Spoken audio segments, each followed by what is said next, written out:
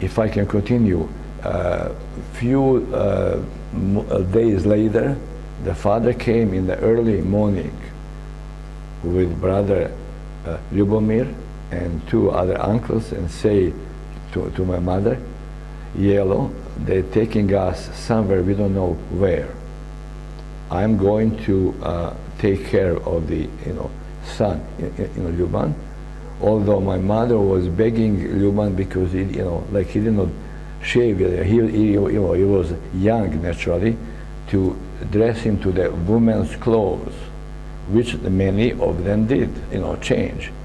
And he said, no, Mama, I'm going, with my, where everybody else is going. My mother was, later on, never came back. She was, feeling sorry that, why didn't he listen to her?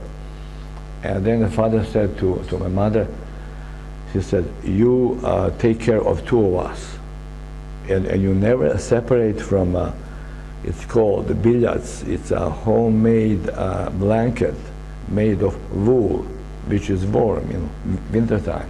So don't separate yourself from that. Yes. So they took him, I don't know where, of course, we didn't know.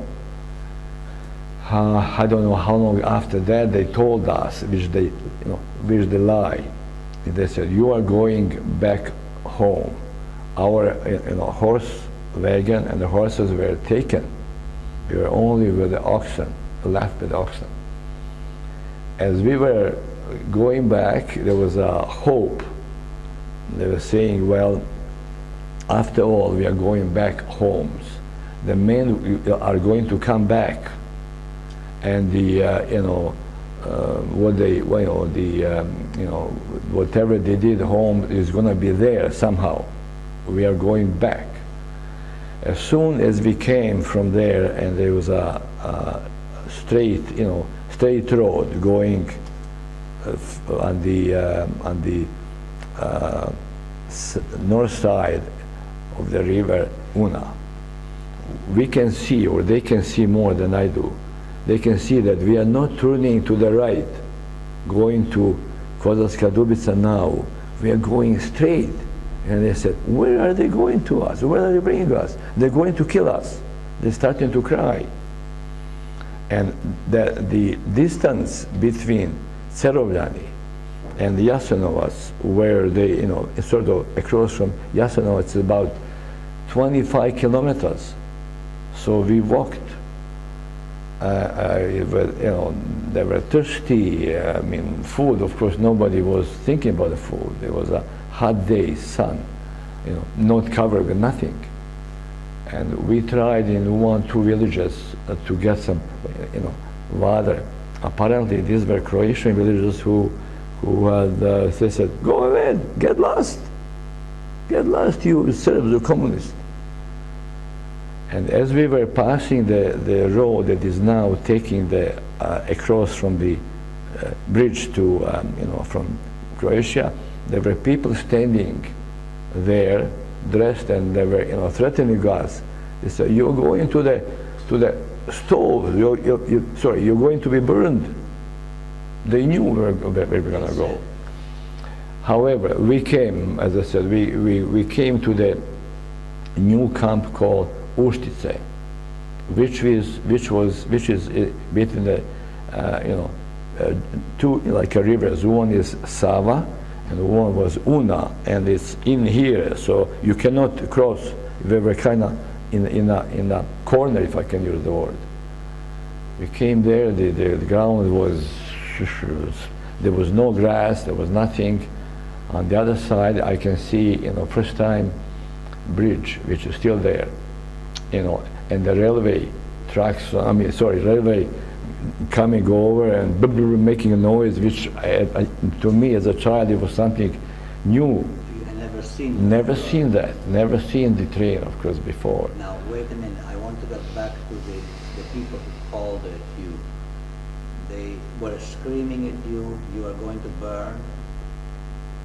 Yes, yes. These were people standing. Can you say it in Serbian? Yes. What did they say? Well, idete u vatru. Ide tu vatru. You know, you're gonna be, you know, like this, you know, pointing out. Oh, pointing out like Yeah, this. yeah, you're gonna be cut, you know, you're gonna be, yes. I see, I see, I see, I see. And who, and these were, you said they were Croats or were they Muslims? Both. I couldn't, of course, you know, because there was a large number of Muslims who went with the Croats. Right. And again, this was in what village do you remember this? Well, You were passing through some village when you yes, we were passing through the villages, but I don't remember one. I don't remember, you know, like exactly now. Yeah, but we would stop and ask for the this or that, and so on. And one of them gave us some water, you know, before we came to the Uštica. Right. I mean, after all, there was some good people. Somebody did give you some water. Yes. But most of them refused. Refuse, exactly. And some called to you that you're going to die. Yes. Yes. And this was on the way between where and where? This was between camp Cerovljani No. to the new camp in Uštica. Okay. Now we're going back to the train. Now you saw the train for the first time. Yes. And then? Well, then I also saw the, you know, like, you know, big rivers. One was Sava, and one was Una. So we were there, and my mother told me, she said, don't go to the river because there were some boys, you know, who drowned there. You know, she told me that. So of course I wouldn't go in. I didn't know how to swim. It was a hot day. But what I remember in sort of walking through between the people was one younger woman, and I think she was mentally already, you know, disturbed. Her scarf was not straight, but was kind of, you know, bent on one side.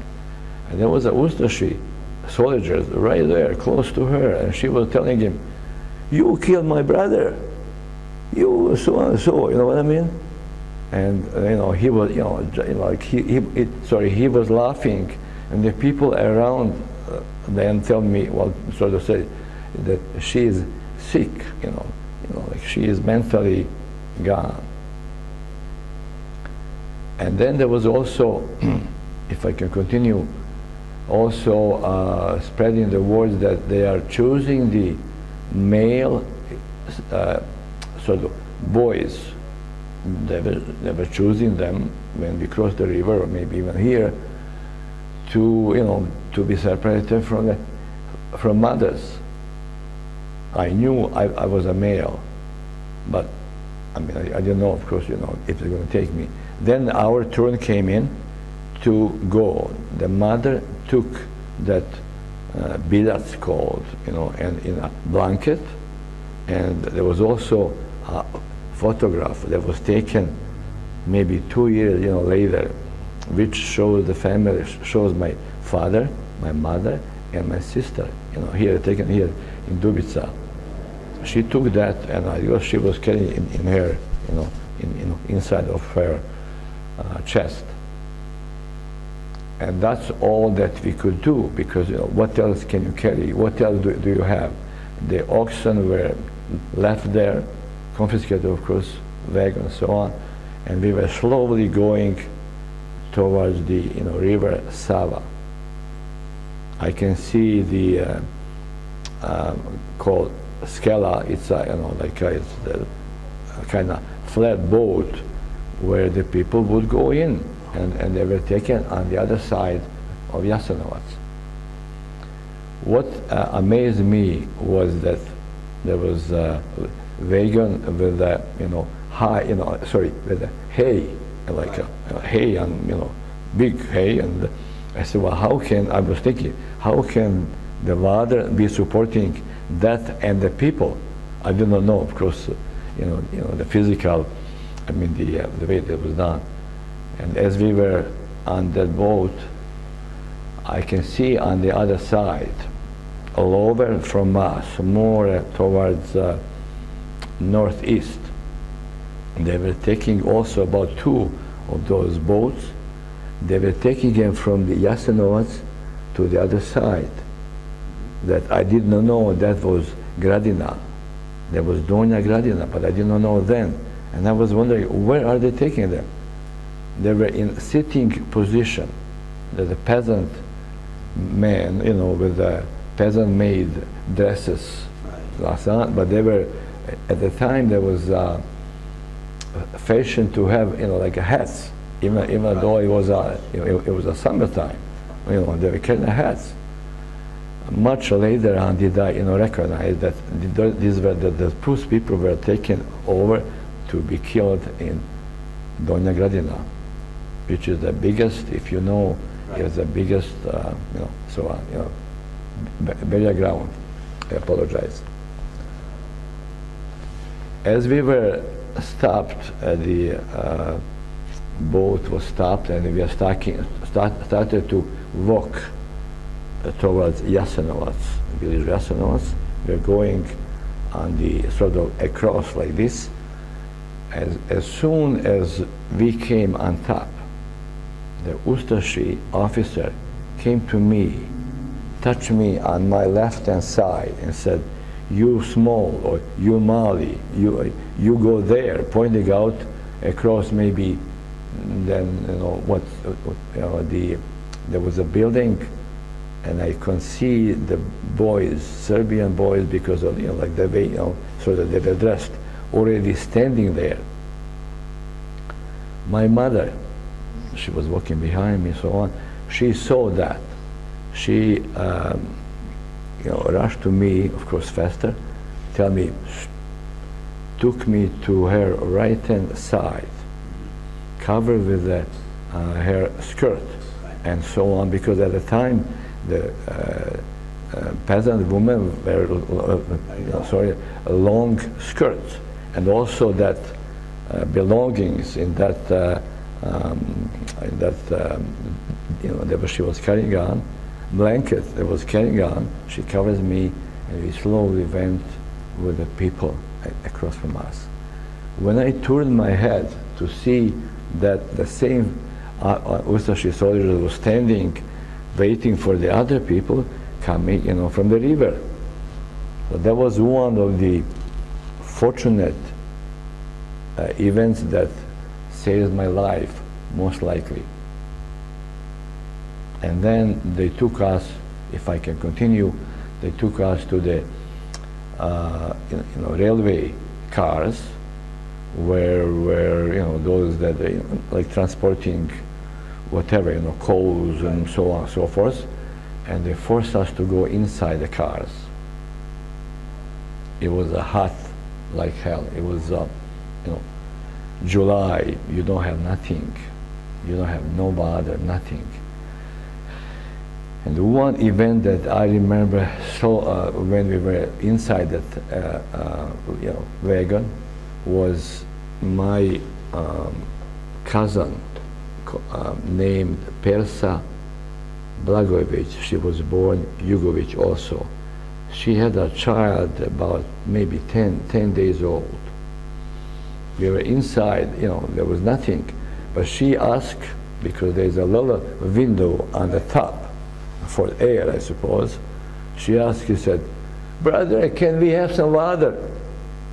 Because her Danica, her child was named Danica, and she's still alive. And she said, and he banged with the, you know, with the gun, you know, with the back of the gun inside. He said, "If I come in, I will give you water." Yes, and the older, you know, ladies says, "Perso, kill her." In Danica, she said, put a, you know, hand on her mouth, you know, because they're going to kill all of us because of, you know, her.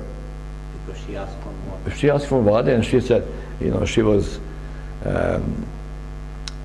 saying, "Partisans, if I come in, I'm going to give you water," you know what I mean? With a, you know, voice that, of course, the voice that points out. Now let's get back. By then you had been how many days on the road from home? I can't remember exactly. We left on the 12th of July. At the time, of course, I didn't know even the date exists. If I can guess, maybe 2 weeks, week and a half. 2 weeks on the road. On the road. And what about food? After they took a cart, I assume that you... I don't know what we ate. I mean, what we had, something was maybe a piece of, kuruza called, like a cornbread, Right. which was a custom at the time here. But the water was the most important. Right. And you say that they gave you, does this mean that you were without water for a long time? The only that I remember that they gave us some water when we go into the Uštice. There was 2-3 days, but maybe of course we were like drinking, like water from River Sava or River Una when we were there. I don't remember. Right. And so you had for how long were you in the cart, in the railroad car? I would guess from the sort of early morning till afternoon or somewhere there. It was so hot inside that people were sweating, and like all the needs that we had to do to go to the bathroom were done here, right on that spot. You couldn't go out.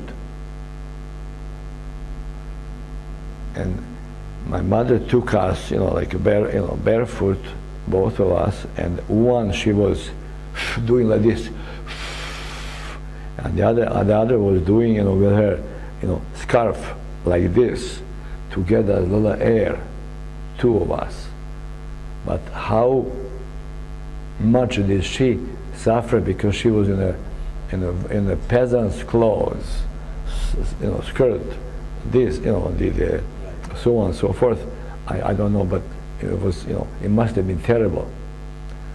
I can see the soldiers, soldiers walking with the guns because we're close to the doors, up and down. And then, when you say the door was still open then? In that wagon, the door was still open. And then all of a sudden, the door was closed, snap door, and we the train left. Right. I fell asleep at nighttime, and I don't know, of course, how long it took us, but it took us probably overnight. And we woke up in the village of, in the Slavonska Požega, Jakšić, the village called Jakšić.